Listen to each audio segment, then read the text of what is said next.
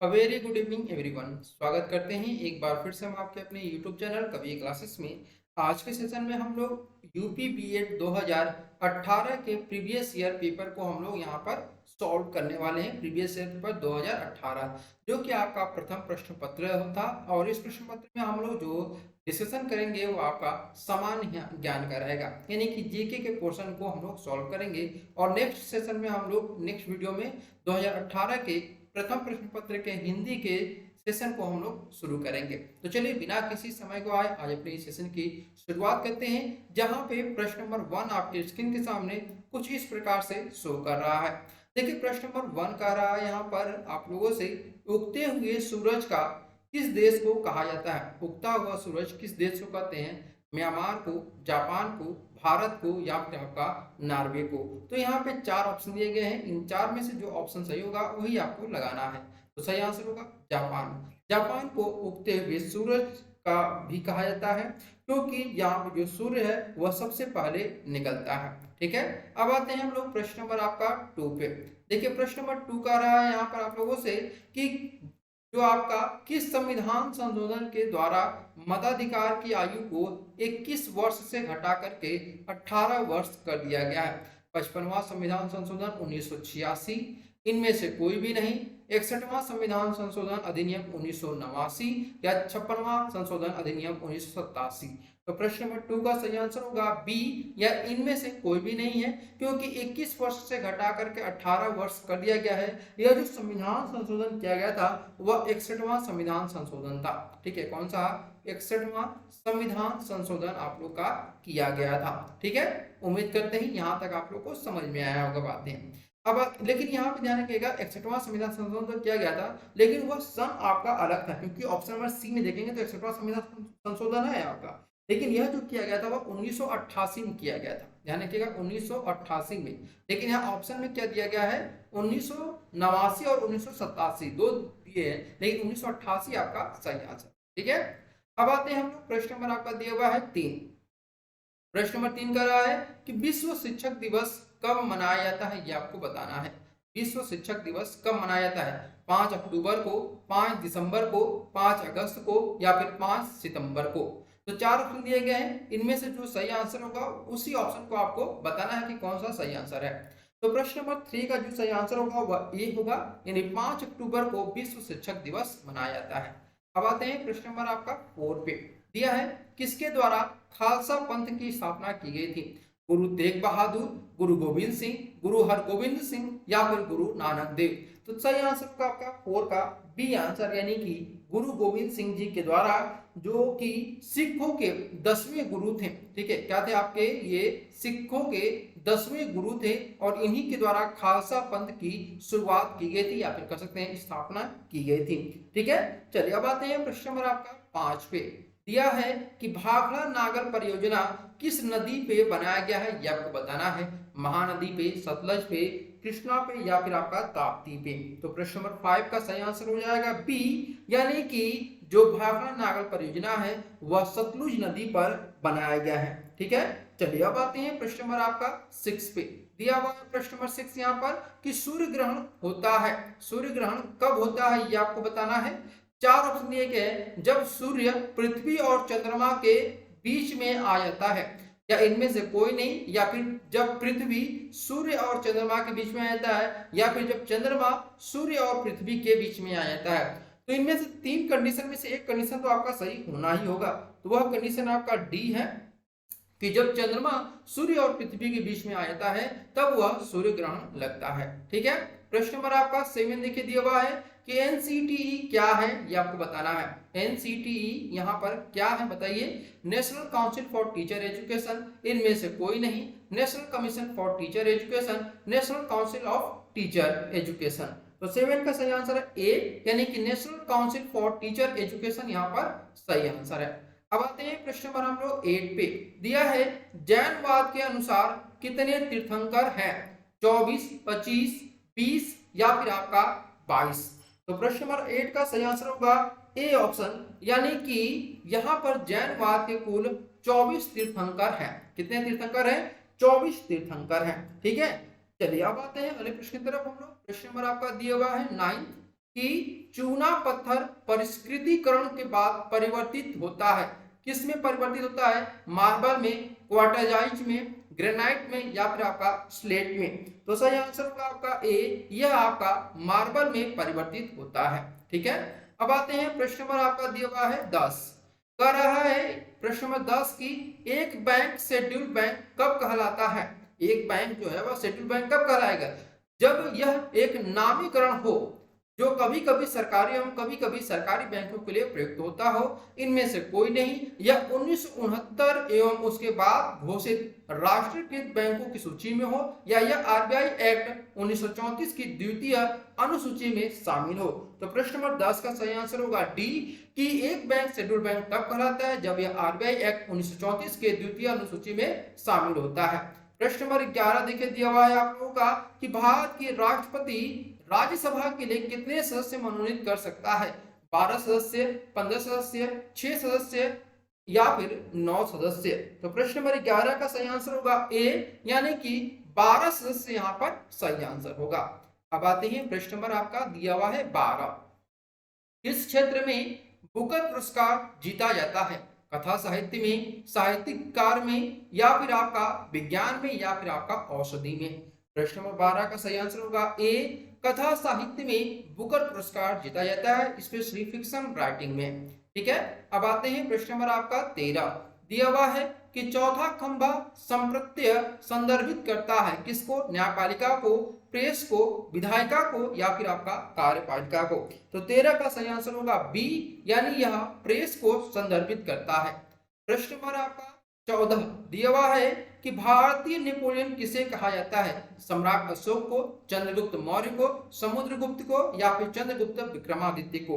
तो 14 का जो सही आंसर होगा वह सी होगा, यानी कि समुद्रगुप्त को भारत का नेपोलियन कहा जाता है। ठीक है, यहाँ पर ध्यान रखिएगा जिसने की 335 सी, ठीक है, सी से लेकर के 375 सी तक अपना शासन किया हुआ था। ठीक है, चलिए अब आते हैं अगले क्वेश्चन की तरफ। क्वेश्चन नंबर आपका दिया हुआ है 15। शोभना गोटू प्रवर्तक थे, किसके प्रवर्तक थे? ख्याल एवं ध्रुपद के, इनमें से कोई नहीं। ख्याल के या फिर आपका ठुमरी का। तो 15 का सही आंसर होगा आपका डी, जो यहाँ पर आपका सही आंसर होगा डी, कि ठुमरी के यह आपके क्या थे? प्रवर्तक थे। ठीक है, अब आते हैं हम लोग प्रश्न नंबर आपका दिया हुआ है 17। ठीक है, प्रश्न नंबर 17 क्या कर रहा है आपका यहाँ पर कि रेटिनॉल का सामान्य नाम क्या है? ये आपको बताना है। Vitamin C, vitamin D, vitamin A या फिर आपका विटामिन बी। तो 17 का जो सही आंसर होगा वह ए होगा, विटामिन सी कहते हैं। रेटिनॉल का सामान्य नाम जो है वह विटामिन सी है। ठीक है, चलिए अब आते हैं प्रश्न नंबर आपका 18 पे। दिया हुआ है कि पाक जल डमरू मध्य अलग करता है किन दो देशों को? पाकिस्तान और श्रीलंका को, ब्रिटेन फ्रांस को, भारत पाकिस्तान को, भारत और श्रीलंका को। तो 18 का सही आंसर होगा यहाँ पर सी, भारत और पाकिस्तान को पाक जल डमरू अलग करता है। प्रश्न नंबर 19 आपके स्क्रीन के सामने दिया हुआ है, संविधान के किस अनुच्छेद में निर्वाचन आयोग के विशेषाधिकार निहित है? 350, 356, 280 या फिर 324। तो 19 का सही आंसर होगा डी, यानी कि 324 यहाँ पर सही आंसर है। प्रश्न नंबर यहाँ पे दिया हुआ है 20 कि पोंगल किसका त्योहार है? तमिलनाडु का, पश्चिम बंगाल का, असम का या फिर आपका केरल का। तो प्रश्न नंबर 20 का सही आंसर होगा ए, पोंगल जो है वह तमिलनाडु का त्योहार है। ठीक है, अब आते हैं हम लोग प्रश्न नंबर आपका 21 पे। दिया है 21 प्रश्न कि वर्ष 2014 में भारत का कौन सा राज्य 29वां राज्य बना था? तेलंगाना, इनमें से कोई नहीं, उत्तराखंड या फिर आपका छत्तीसगढ़। तो 21 का सही आंसर होगा ए, यानी कि तेलंगाना यहाँ पर सही आंसर होगा। आपको बता दें कि वर्तमान में भारत में जो राज्यों की संख्या है वह आपकी 28 राज्य हैं। एक राज्य जो था आपका जम्मू कश्मीर जो था वह राज्य था, फिर इसे क्या कर दिया गया? यूनियन टेरिटरी के रूप में मान्यता दे दी गई। जम्मू कश्मीर को दो भागों में डिवाइड कर दिया गया, एक लद्दाख और एक आपका जम्मू कश्मीर। ठीक है, प्रश्न नंबर 22 देखिए दिया हुआ है आप लोग का कि जापान की संसद का नाम क्या है, ये आपको बताना है। तो देखिए जापान की जो संसद है इसका जो नाम है शूरा, मजलिस, डैट या फिर आपका नेसेट। तो सही आंसर होगा आपका सी, इसे हम लोग डैट के नाम से जानते हैं। ठीक है, किसके नाम से? डैट, नेशनल डैट के नाम से जाना जाता है। प्रश्न नंबर 23 दिया हुआ है आप लोग का, ओमान की राजधानी कहां पर है? रियाद में, रामल्लाह में, आबू धाबी में, या फिर आपका मस्कट में? तो 23 का सही आंसर होगा डी, मस्कट में इसकी राजधानी है। प्रश्न नंबर 24 दिया हुआ है आप लोग का कि बिहू मुख्य त्योहार किसका है? असम का, गुजरात का, उड़ीसा का, या फिर आपका पश्चिम बंगाल का?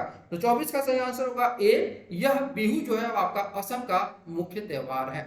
प्रश्न नंबर 25 देखिए दिया हुआ है आप लोगों का कि भारत के संविधान के अनुच्छेद में मौलिक कर्तव्यों का वर्णन किया गया है, यानी ऐसा कौन सा आपका आर्टिकल है जिसमें मौलिक कर्तव्यों के बारे में बताया गया है? तो वह आर्टिकल आपका है 51A। 51A में मौलिक कर्तव्यों के बारे में बताया गया है। ठीक है, चलिए अब आते हैं प्रश्न नंबर आपका दिया हुआ है 26, कह रहा है विटामिन सी की कमी से कौन सा रोग होता है? पेलाग्रा होता है, बेरी होता है, ऑस्ट्रियोमेलेसिया होता है, या फिर आपका स्कर्वी होता है? 26 का सही आंसर होगा डी, यानी कि विटामिन सी की कमी से स्कर्वी नामक रोग होता है। प्रश्न नंबर 27 देखिए दिया हुआ है आपका, सतत विकास लक्ष्यों को प्राप्त करने हेतु संयुक्त राष्ट्र द्वारा कौन सी अवधि निर्धारित की गई है? 2011-25, 2016-30, 2001-15, या फिर 2006-20? तो 27 का सही आंसर होगा आपका ऑप्शन नंबर डी, यानी कि 2006 से लेकर 2020 तक यह निर्धारित की गई थी। अब आते हैं प्रश्न नंबर 28 में दिया हुआ है, कैलाश सत्यार्थी किससे संबंधित है? निर्मल भारत अभियान से, बचपन बचाओ अभियान से, नर्मदा बचाओ आंदोलन से, या फिर चिपको आंदोलन से? तो 28 का जो सही आंसर होगा वह हो जाएगा आपका बी, यानी बचपन बचाओ आंदोलन से संबंधित है। अब आते हैं प्रश्न नंबर आपका 29 दिया है, किसने सन 2016 में भारत का अंतिम पृथक रेल बजट पेश किया था? अरुण जेटली ने, सुरेश प्रभु ने, पीयूष गोयल ने, या फिर मनोज सिन्हा ने? तो 29 का सही आंसर होगा आपका ऑप्शन नंबर बी, यानी कि सुरेश प्रभु ने आखिरी बार अंतिम रूप से रेल बजट पेश किया हुआ था। प्रश्न नंबर 30 देखिए दिया हुआ है, भारत का राष्ट्रपति बनने से पूर्व श्री रामनाथ कोविंद कहाँ के राज्यपाल थे?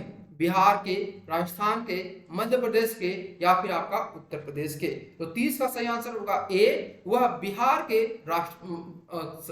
राज्यपाल थे। ठीक है, प्रश्न नंबर 31 देखिए दिया हुआ है यहाँ पर कि फ्रांसीसी क्रांति का सही नारा क्या था?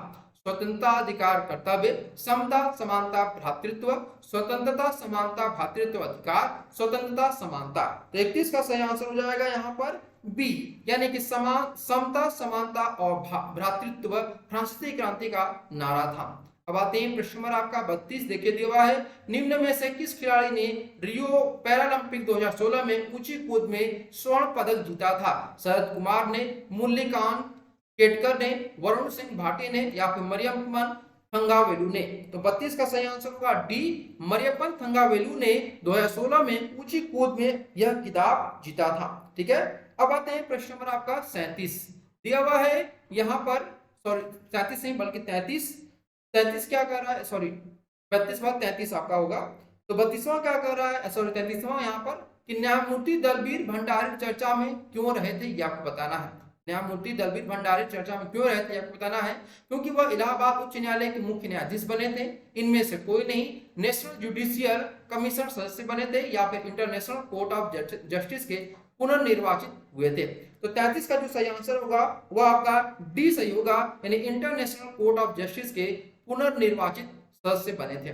प्रश्न में 34 देखिए दिया हुआ यहाँ पर कि भारत में सर्वाधिक पुराना ग्रंथ माना जाता है, ऐसा कौन सा ग्रंथ है जिससे सबसे पुराना माना जाता है?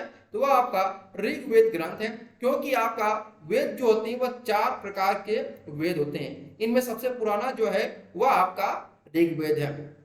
ठीक है, अब आते हैं प्रश्न नंबर आपका 35 पे दिया है, किसी प्राणी की ज्ञानेंद्रियां उसे क्या सहायता प्रदान करती हैं? श्वसन में, गतिशीलता में, तीव्र वृद्धि में, उद्दीपक के प्रति अनुक्रिया करने में? तो 35 का सही आंसर होगा यहाँ पर डी, उद्दीपक के प्रति अनुक्रिया करने में प्राणी की ज्ञानेंद्रियां उसे सहायता प्रदान करती हैं। प्रश्न नंबर 36 दिया हुआ है कि किसको भारत में हरित क्रांति का जनक माना जाता है?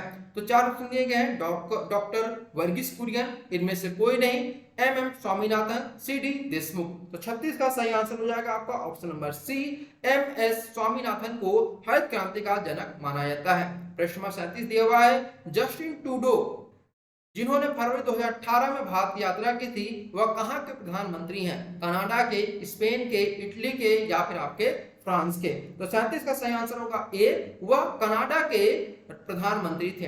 प्रश्न नंबर 38 देखिए दिया हुआ है आप लोग का, निम्न में से कौन सा नाटक जो है वह विलियम शेक्सपियर के द्वारा नहीं लिखा गया है?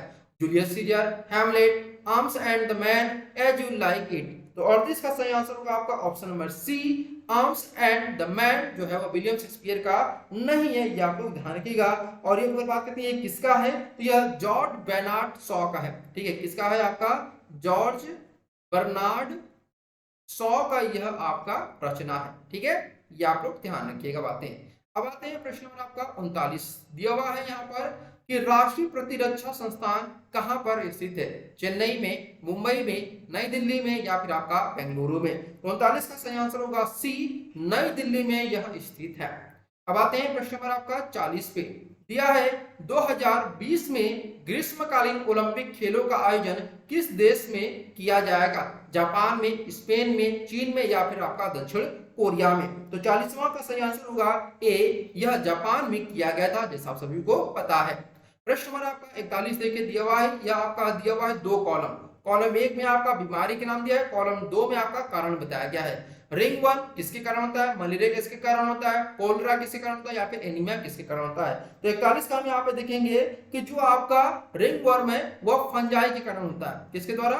फंजाई के कारण। मलेरिया की बात करते हैं, जो मलेरिया है वह आपका प्रोटोजोआ के कारण होता है। ठीक है, किसके द्वारा? आपका प्रोटोजोआ के कारण होता है। इसके बाद अगर हम कोलेरा की बात करते हैं तो यह आपका बैक्टीरिया के द्वारा होता है। और लास्ट में एनीमिया जो है और शरीर में लौह की कमी के कारण होता है, यानी कि आयरन की कमी के कारण होता है। तो इस प्रकार से हमारा जो कूट सही होगा वह आपका कूट नंबर ए यहाँ पर सही होता है। ठीक है, अब आते हैं प्रश्न नंबर आपका 42 पे दिया है निम्न में से कौन सा राज्य हड़प नीति से संबंधित है? ऐसा कौन सा व्यक्ति जो कि राज्य हड़प नीति से संबंधित है? Lord Ripon, Lord Minto, Lord Curzon या फिर लॉर्ड डलहौजी? तो 42 का जो सही आंसर होगा वह हो जाएगा आपका ऑप्शन नंबर यहाँ पर डी, लॉर्ड डलहौजी जो है वह राज्य हड़प नीति से आपका संबंधित है। ठीक है, चलिए अब आते हैं अगले प्रश्न की तरफ हम लोग। प्रश्न नंबर आपका 43 दिया हुआ है, यहाँ पर क्या कर रहा है 43, निम्न में से कौन सा इनपुट डिवाइस नहीं है? कैमरा, प्रिंटर, कीबोर्ड और माउस? तो 43 का जो सही आंसर होगा वह डी होगा, माउस जो होगा आपका इनपुट डिवाइस नहीं है। क्या यह इनपुट डिवाइस नहीं है? बिल्कुल है यार। देखिए यहाँ पर कैमरा, प्रिंटर, कीबोर्ड और माउस ये सभी के सभी आपके इनपुट डिवाइस हैं, लेकिन आपका प्रिंटर जो है वह इनपुट डिवाइस नहीं है। तो यहाँ पे डी गलत आंसर होगा, बल्कि बी सही होगा। प्रिंटर यानी कि जो हमें आउटपुट देता है, इनपुट डिवाइस नहीं यानी कि वह आउटपुट देता है, वह हमें पूछ रहा है। ठीक है, तो इस प्रकार से हमारा जो माउस, कीबोर्ड, लाइट, पेन ये सभी के सभी क्या होते हैं? इनपुट डिवाइस होते हैं, जबकि जो हमारा वीडियो है यानी प्रिंटर है वह एक आउटपुट डिवाइस में कार्य करता है। ठीक है, अब आते हैं प्रश्न नंबर आपका 44 दिया है हिंदी पिक्चर फिल्म पद्मावत किस लेखक की रचना पर आधारित है? अबुल फजल की, रसखान की, मलिक मोहम्मद जैसी की या फिर आपका अमीर खुसरो की? तो प्रश्न नंबर 44 का जो सही आंसर होगा वह सी होगा, मलिक मोहम्मद जैसी यहाँ पर सही आंसर है। अब आते हैं प्रश्न नंबर आपका 45 पे दिया है सोमनाथ मंदिर पर आक्रमण किया था किसने? मोहम्मद बिन कासिम ने, इल्तुतमिश ने, मोहम्मद गोरी ने या फिर महमूद गजनबी ने? तो 45 का जो सही आंसर होगा वह हो जाएगा आपका डी, यानी कि महमूद गजनबी ने सोमनाथ मंदिर पे आक्रमण किया हुआ था। ये आप लोग ध्यान रखिएगा। ठीक है, और ये किस सन में किया था? तो इसने 1026 ईस्वी में इसने आक्रमण किया हुआ था। अब आते हैं प्रश्न नंबर हम लोग 46 पे दिया है सांख्य दर्शन का प्रतिपादक किसे माना जाता है? पतंजलि को, वाल्मीकि को, कपिल को या फिर आपका गौतम को? तो 46 का सही आंसर होगा सी, कपिल को सांख्य दर्शन का प्रतिपादक माना जाता है। प्रश्न नंबर 47 देखिए दिया हुआ है आप लोग का प्रसिद्ध पुस्तक poverty and un British rule in India के लेखक जो है वो कौन है? दादा भाई नौरोजी, इनमें से कोई नहीं। महात्मा गांधी, गोपाल कृष्ण गोखले? तो 47 का सही आंसर होगा ए, दादा भाई नौरोजी जो है वह poverty and un British rule in India के लेखक हैं। प्रश्न नंबर 48 देखिए दिया हुआ है यहाँ पर कि निम्न में से कौन प्रसिद्ध हिंदी पत्रिका सरस्वती के संपादक रहे हैं? पंडित पूर्णचंद्र, महावीर प्रसाद द्विवेदी, राजा शिव प्रसाद सितारे हिंद, बालकृष्ण भट्ट। तो 48 का सही आंसर होगा बी, महावीर प्रसाद द्विवेदी जो है यहाँ पर सही आंसर है। अब आते हैं प्रश्न नंबर 49 में। दिया है मदर जो पुस्तक है इसकी रचना किसके द्वारा की गई है? बेन जॉनसन के द्वारा, ऑस्कर वाइल्ड के द्वारा, टी.एस. इलियट के द्वारा या फिर मैक्सिम गोर्की के द्वारा। तो 49 का सही आंसर हो जाएगा आपका ऑप्शन नंबर यहाँ पर जो होगा वह सही होगा कौन सा? यहाँ पर मैक्सिम गोर्की यहाँ पर सही आंसर होगा। ठीक है, अब आते हैं प्रश्न नंबर आपका 50 पे और ये आपका आखिरी प्रश्न है जो जीके का। ठीक है, वस्तु एवं सेवा कर जीएसटी भारत में कब लागू किया गया था? 1 जुलाई 2017 से, 1 सितंबर 2017 से, 1 जनवरी 2017 से या फिर 1 अप्रैल 2017 से। तो सही आंसर हो जाएगा कि भारत में प्रधानमंत्री मोदी जी के द्वारा इसे एक तरह से लागू किया गया था और 1 जुलाई 2017 को लागू किया गया था। 51 दिया हुआ है आप लोग का कि शशक का पर्यायवाची शब्द क्या होगा, ये आपको बताना है। शशक का पर्यायवाची शब्द क्या होगा? 4 ऑप्शन दिए गए हैं, खरगोश, चंद्रमा, शिशु या फिर आपका मृग। तो सही आंसर हो जाएगा शशक का पर्यायवाची होता है आपका ए, यानी कि आपका खरगोश जो है वह शशक का पर्यायवाची है।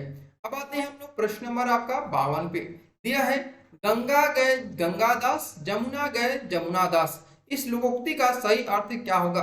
अपने काम से काम रखना, तीर्थ यात्रा करना या फिर आपका महान भक्त होना या फिर अवसरवादी होना।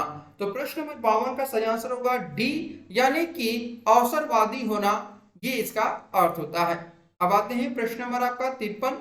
दिया है कि सूर्य का पर्याय नहीं है भास्कर, मयंक, दिवाकर या फिर आपका सविता।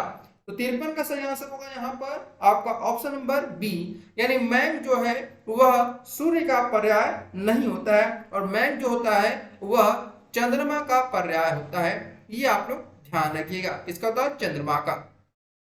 अब आते हैं प्रश्न नंबर आपका 54 पे। दिया है प्रत्येक का संधि विच्छेद क्या होगा? प्रति प्लस 1, प्रत्यय प्लस 1, प्रत्यय प्लस 1 या प्रति प्लस 1। तो 54 का जो सही आंसर होगा वह ए होगा, यानी आपका प्रति प्लस 1 यहाँ पर सही आंसर है। प्रश्न नंबर 55 देखिए दिया हुआ है कि जो शास्त्र जानता है उसे क्या कहते हैं? जानकार, शास्त्रज्ञ, विद्वान या फिर शास्त्र ज्ञाता। तो 55 का सही आंसर होगा बी, यानी कि जो शास्त्र जानता है उसे हम लोग शास्त्रज्ञ के नाम से जानते हैं। अब आते हैं प्रश्न नंबर आपका 56।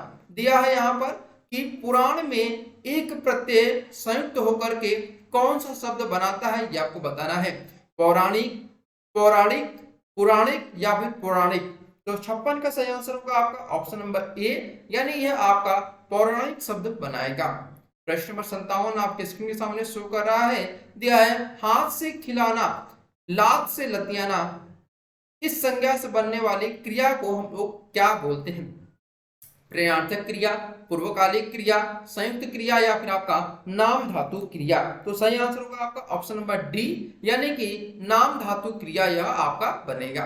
अब आते हैं प्रश्न नंबर 58 पे। दिया है मीठा विशेषण से भाववाचक संज्ञा बनती है। मिठापा, मिठास, मिठाई या फिर आपका मिठास। तो 58 का जो सही आंसर होगा वह डी होगा, यानी मीठा से आपका मिठास भाववाचक संज्ञा बनेगा। प्रश्न नंबर 59 देखिए दिया हुआ है यहाँ पर कि कोई आया है, वाक्य में कोई जो शब्द है वह किस प्रकार का सर्वनाम है? प्रश्नवाचक, पुरुषवाचक, निश्चयवाचक या फिर आपका अनिश्चयवाचक। 59 का सही आंसर होगा डी, यानी यह आपका अनिश्चयवाचक सर्वनाम होगा। प्रश्न नंबर 60 देखिए दिया हुआ है आपका कि निम्न में से तत्पुरुष समास कौन सा है आपका? प्रतिदिन, कोना कोना, पथभ्रष्ट या फिर आपका मारपीट। 60 का सही आंसर होगा आपका ऑप्शन नंबर सी, पथभ्रष्ट जो है वो आपका तत्पुरुष समास है। ठीक है, बात है प्रश्न नंबर 61 पे। दिया है प्रार्थना पत्र के समापन में क्या लिखा जाता है? यह बताना है। भवदी लिखा जाता है, स्नेहाकांक्षी लिखा जाता है, आपका विश्वास पात्र या फिर आपका शुभ चिंतक। 61 का सही आंसर होगा ए, यानी हम लोग भवदी लिखते हैं। प्रश्न नंबर आपका 62 दिया हुआ है कि भक्तिकालीन संत परंपरा के प्रसिद्ध कवि कौन थे? जयशंकर प्रसाद, मीरा, बिहारी या फिर आपका कबीरदास। तो 62 का सही आंसर होगा आपका ऑप्शन नंबर यहाँ पर डी, यानी कि कबीरदास ये आपका सही आंसर है। प्रश्न नंबर आपका 63 देखिए दिया हुआ है यहाँ पर कि पावक और अग्नि शब्दों के मध्य में क्या संबंध है, ये आपको बताना है। अवनामी है, समनामी है, पर्यायवाची है या फिर आपका विलोम शब्द है। तो 63 का जो सही आंसर होगा वह सी होगा, यानी यह आपके पावक और अग्नि जो है एक दूसरे के पर्यायवाची है। प्रश्न नंबर 64 देखिए दिया हुआ है, शोक जो है वह किस रस का स्थायी भाव है? रौद्र का, वात्सल्य का, करुण का या फिर आपका वीर रस का? तो 64 का सही आंसर होगा सी, यानी यह आपका करुण रस का स्थायी भाव है। प्रश्न नंबर आपका 65 दिया हुआ है यहाँ पर कि वह विद्यार्थी नहीं आया, वाक्य में वह कौन सा विशेषण है ये आपको बताना है। सार्वनामिक विशेषण, परिमाण बोधक विशेषण, गुणवाचक विशेषण या फिर आपका संख्यावाचक विशेषण? तो 65 का सही आंसर होगा ए, यानी यह आपका सार्वनामिक विशेषण है। प्रश्न नंबर 66 देखिए दिया हुआ है आप लोगों का कि अज्ञ का विपरीतार्थक शब्द क्या होगा? विज्ञ होगा, अनज्ञ होगा, सर्वज्ञ होगा या फिर आपका सदयज्ञ होगा? तो 66 का सही आंसर हो जाएगा आपका ऑप्शन नंबर ए, यानी यह आपका विज्ञ होगा। प्रश्न नंबर आपका 67 देखिए दिया हुआ है यहाँ पर कि बहिरंग का विलोम क्या होगा? बहिरंग का विलोम क्या होगा? सौरंग होगा, बहुरंग होगा, सबरंग होगा या फिर आपका अंतरंग होगा? तो 67 का डी सही होगा, यहाँ पर बहिरंग का जो विलोम होगा वह अंतरंग होगा। प्रश्न नंबर आपका 68 देखिए दिया हुआ है यहाँ पर कि निम्नलिखित वाक्यों में से एक अपादान कारक विभक्ति चिन्ह का प्रयोग किया गया है। किसमें अपादान कारक विभक्ति चिन्ह का प्रयोग किया गया है? मेज पर रखा हुआ गिलास का पानी बहुत शीतल था। दुधवा पार्क में बहुत से दर्शनीय जीव निवास करते थे। पैरों से चलना यात्रा, समुदाय में चलना समाज तथा देश काल से चलना इतिहास कहलाता है। या फिर आकाश से गिरी हुई एक बूंद कहीं मोती, कहीं विष तो कहीं कीचड़ बनी। तो यहाँ पे अपादान कारक जो हम देखेंगे वो हमारा क्या है? डी ऑप्शन है, यानी आकाश से गिरे एक बूंद कहीं मोती, कहीं विष तो कहीं कीचड़ बनी, यह आपका अपादान कारक का है। प्रश्न नंबर 69 देखिए दिया हुआ है आप लोग का कि स्फूर्ति शब्द का तद्भव रूप क्या होगा? सुपीत होगा, सौपीति होगा, फूर्ति होगा या फिर आपका स्फीति होगा? तो 69 का सही आंसर होगा सी, यानी फूर्ति जो है वो आपका स्फूर्ति का तद्भव रूप है। प्रश्न नंबर आपका 70 देखिए दिया हुआ है कि तुरंग शब्द का पर्यायवाची शब्द बताइए। तुरंग का पर्यायवाची बताना है। ससा, वाजी, कुरंग, शार्दूल। तो प्रश्न नंबर 70 का सही आंसर होगा बी, यानी वाजी जो है वह तुरंग शब्द का पर्यायवाची है। प्रश्न नंबर 71 दिया हुआ है कि निम्नलिखित शब्दों में से एक स्त्रीलिंग शब्द कौन सा है आपको बताना है। रस्सा, सूत, धागा या फिर आपका डोर? 71 का सही आंसर होगा डी, डोर जो है आपका स्त्रीलिंग शब्द है। प्रश्न नंबर 72 दिया हुआ है आप लोग का निम्नलिखित वाक्यों में से एक में सकर्मक क्रिया का प्रयोग किया गया और वह कौन सा वाक्य है? लड़की सिल रही है, राम सो रहा है, मैं चल रहा, मैं चला या फिर वह नहाता है? तो 72 का सही आंसर होगा यहाँ पर कि वाक्य में जिस प्रकार के क्रिया में प्रयोग में कर्म की अपेक्षा रहता है उसे हम लोग क्या बोलते हैं? सकर्मक क्रिया बोलते हैं। तो यहाँ पे देखिए लड़की सिल रही है, इसमें भी कोई सकर्मक क्रिया नहीं है। राम सो रहा, यहाँ भी कोई सकर्मक क्रिया नहीं है। मैं चला, इसमें भी सकर्मक क्रिया नहीं है। वह नहाता, इसमें भी कोई सकर्मक क्रिया नहीं है। तो इसलिए यहाँ पर कोई भी ऑप्शन सही नहीं होगा। अगर यहाँ पूछा होता कि अकर्मक क्रिया, ये सभी के सभी क्या है? आपके अकर्मक क्रिया के उदाहरण है। तो ये जो आपका प्रश्न में आपका ऑप्शन दिए गए वो सभी ऑप्शन गलत हैं आपके। प्रश्न नंबर 73 देखिए दिया हुआ है आप लोग का कि हिंदी दिवस कब मनाया जाता है? हिंदी दिवस कब मनाया जाता है? 14 सितंबर को, 26 जनवरी को, 14 अगस्त को या फिर आपका 14 नवंबर को? तो 73 का सही आंसर होगा आपका ऑप्शन नंबर ए, यानी कि 14 सितंबर को हिंदी दिवस के रूप में मनाया जाता है। अगले प्रश्न में आते हैं हम लोग। प्रश्न नंबर आपका 74 दिया हुआ है यहाँ पर कि जैसा करोगे वैसा भरोगे, इसमें सर्वनाम क्या है ये आपको बताना है। पुरुषवाचक सर्वनाम, निजवाचक सर्वनाम, प्रश्नवाचक सर्वनाम या फिर संबंधवाचक सर्वनाम? तो 74 का सही आंसर होगा यहाँ पर डी, यानी कि संबंधवाचक सर्वनाम है आपका। प्रश्न नंबर 75 देखिए दिया हुआ है, छ के बारे में सही नहीं है। तालव्य ध्वनि है, कंठ ध्वनि है, महाप्राण ध्वनि है या फिर आपका अघोष ध्वनि है? 75 का सही आंसर होगा बी, यानी यह आपका कंठ ध्वनि है। प्रश्न नंबर 76 देखिए दिया हुआ है आप लोग का कि भवानी का पुल्लिंग बताइए, क्या हो जाएगा? भवदेव, भवन, देव या फिर आपका भव? तो 76 का सही आंसर होगा आपका डी, यानी कि यह आपका भव जो है वह भवानी का पुल्लिंग है। प्रश्न नंबर 77 दिया है, उत्पत्ति की दृष्टि से हिंदी शब्द समूह को कितने वर्गों में बांटा जाता है? 5, 3, 4 या फिर आपका 2? तो 77 का सही आंसर होगा सी, 4 भागों में से डिवाइड किया जाता है। और ये 4 कौन कौन से हैं? तो पहला आपका तत्सम है, दूसरा जो है आपका वह तद्भव है, और उसके बाद आपका देशज है, फिर इसके बाद जो लास्ट बचा है वह आपका विदेशज। ये आपके 4 होते हैं। ठीक है, चलिए अब आते हैं अगले प्रश्न की तरफ। प्रश्न नंबर आपका दिया हुआ है 78।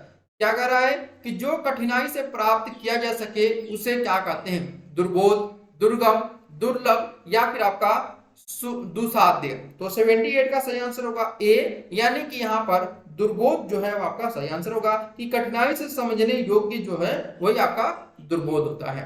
प्रश्न नंबर आपका 79 दिया हुआ है, वे शब्द जो विभिन्न पदों, वाक्यों अथवा वाक्य खंडों को जोड़ते हैं उन्हें हम क्या बोलते हैं? सर्वनाम, विस्मयादि बोधक, समुच्चय बोधक या फिर आपका संबंध बोधक। तो 79 का सही आंसर होगा सी, यानी कि समुच्चय बोधक ये आपका कहलाता है। ठीक है, चलिए अब आते हैं प्रश्न नंबर आपका 80। दिया है कि किस वर्ग के व्यंजन अंतस्थ व्यंजन कहलाते हैं? च वर्ग, ट वर्ग, क वर्ग या फिर आपका य वर्ग। तो 80 का सही आंसर होगा यहाँ पर डी, यानी यह आपका य वर्ग के अंतर्गत आता है।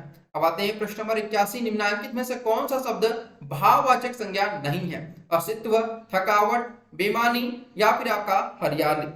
तो यहाँ पर 81 का सही आंसर होगा डी, यानी कि आपका हरियाली जो है वह भाववाचक संज्ञा नहीं है। अब आते हैं हम लोग प्रश्न नंबर आपका 82। दिया है कि निम्नलिखित में से कौन सा शब्द गुणवाचक विशेषण नहीं है? बहुत, नरम, ईमानदार या फिर आपका सुगंधित। तो 82 का जो सही आंसर होगा वह क्या होगा कि जो शब्द संज्ञा अथवा सर्वनाम की विशेषता बताते हैं उन्हें हम लोग क्या बोलते हैं? यहाँ पर विशेषण बोलते हैं। तो इसमें से कोई आपको शब्द जो है वह आपका क्या है? गुणवाचक विशेषण नहीं है। तो ये आपका क्या हो जाएगा? बहुत जो है वो आपका गुणवाचक विशेषण की श्रेणी में नहीं आता है। ठीक है, चलिए अब आते हैं अगले प्रश्न की तरफ हम लोग। प्रश्न नंबर आपका दिया हुआ है यहाँ पर 83। क्या है? निम्नलिखित में से कौन शब्द अग्नि शब्द का पर्याय नहीं है? पावक, वही, अनल या फिर आपका अमी। तो 83 का सही आंसर होगा आपका ऑप्शन नंबर डी, यानी अमी जो है वह अग्नि शब्द का पर्यायवाची नहीं है। प्रश्न नंबर 84 दिया हुआ है कि सूत्र शब्द का तत्सम बताइए। सूत्र शब्द का तत्सम बताइए। पीटना, धागा, सूत्र या फिर आपका नीच। तो सूत्र शब्द का जो सही आंसर होगा वह हो जाएगा आपका ऑप्शन नंबर सी, सूत्र ये आपका सही आंसर होगा। प्रश्न नंबर 85 दिया हुआ है, आध्यात्मिक शब्द का विलोम क्या होगा? आत्मा से परे, अआध्यात्मिक, आत्मिक या फिर आपका भौतिक। तो आध्यात्मिक शब्द का जो सही आंसर होगा वह डी होगा, यानी आध्यात्मिक का मतलब होता है आपका भौतिक। ठीक है, आध्यात्मिक का जो विलोम होगा, यहाँ पे विलोम पूछा गया, ये ध्यान रखिएगा, तो इसका विलोम होता है आपका भौतिक। प्रश्न नंबर 86 देखिए देवा है यहाँ पर कि रिक्त स्थान की पूर्ति करे, कभी भी अपने मित्र की उन्नति पर न करो, वैराग्य, अहंकार, द्वेष या फिर आपका ईर्ष्या। तो 86 का सही आंसर होगा आपका सी, यानी द्वेष कभी भी मत करो। प्रश्न नंबर 87 दिया हुआ है कि कौन सा शब्द का शुद्ध रूप है, यह बताना है। उज्ज्वल, उज्ज्वल, उज्ज्वल या फिर आपका उज्ज्वल। तो 87 का सही आंसर होगा आपका ऑप्शन नंबर ए, यहां पर ये आपका शुद्ध रूप है।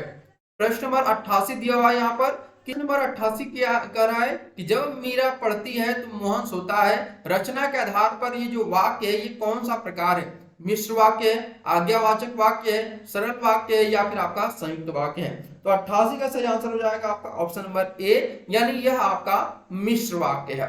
अब आते हैं प्रश्न नंबर आपका 89। दिया है सांझ होते ही पक्षी अपने अपने नीर को लौट आते हैं। इस वाक्य में रेखांकित जो शब्द आपका है नीर, ये बताना है कि इसका सही रूप क्या होगा।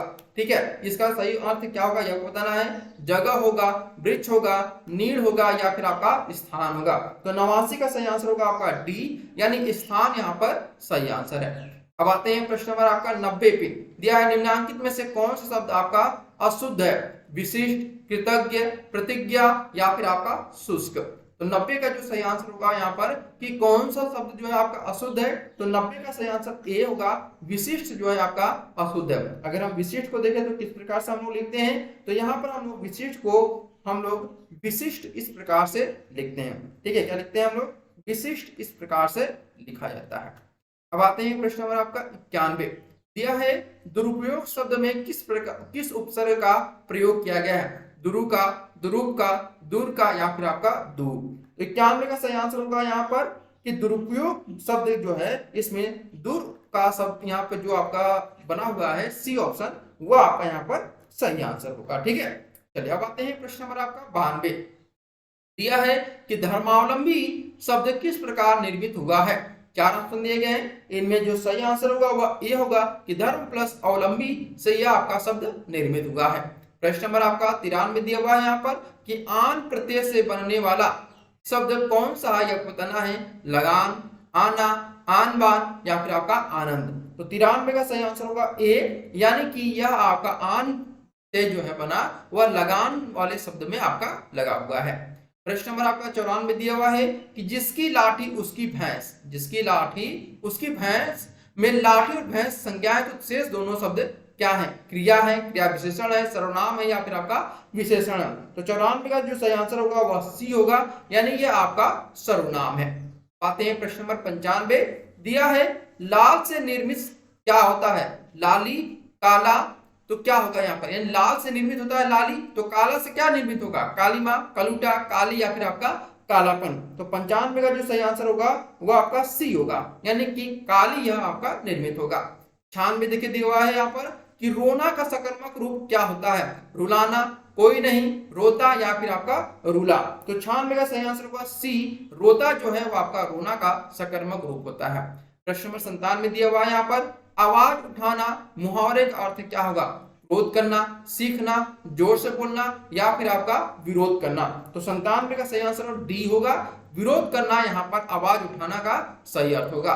प्रश्न नंबर 98 दिया हुआ है कि षडानंद शब्द का संधि विच्छेद क्या होगा, यह आपको बताना है। तो इसका सही आंसर हो जाएगा ऑप्शन नंबर सी, सट प्लस आनंद यहाँ पर सही आंसर होगा। प्रश्न नंबर 99 देखिए दिया हुआ है गाकर खाकर क्रियाओं को क्या कहते हैं? पूर्वकालिक क्रिया कहते हैं, अकर्मक क्रिया कहते हैं, सहायक क्रिया कहते हैं या फिर आपका सकर्मक क्रिया कहते हैं। 99 का सही आंसर होगा डी, जिसे हम लोग सकर्मक क्रिया बोलते हैं। प्रश्न नंबर 100 दिया हुआ है एक वाक्य अशुद्ध है, उसका चयन करना है, यह बताना है। उसके अंग अंग सजाए गए, यह सब आपकी कृपा है। उसे मुझे दिल्ली दिखाई, वह बुद्धिमती स्त्री है। तो 100 का सही आंसर होगा ए, उसके अंग अंग सजाए गए, यह आपका अशुद्ध है। ठीक है, तो यहाँ पे आपका अशुद्ध वाक्य इसका शुद्ध होगा कि उसका अंग अंग सजाया गया, ये आपका शुद्ध रूप होगा। इस प्रकार से हम लोगों ने आज 100 प्रश्नों को सॉल्व किया। उम्मीद करते हैं यह सेशन आप लोगों के लिए फ्रूटफुल रहा होगा। सेशन फ्रूटफुल रहे तो जरूर इसको लाइक शेयर सब्सक्राइब करना ना भूलिएगा।